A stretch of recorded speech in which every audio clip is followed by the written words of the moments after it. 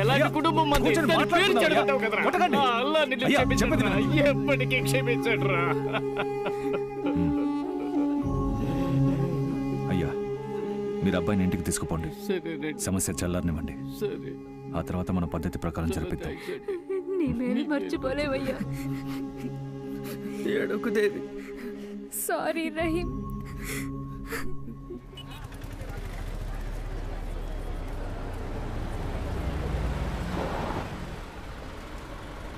బండెక్కు Mary,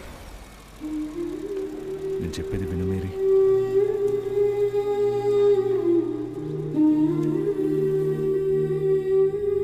నేను ఇంతవరకు ఎంతో మందిని కొట్టాను, అడ్డమైన బూతులు తిట్టాను.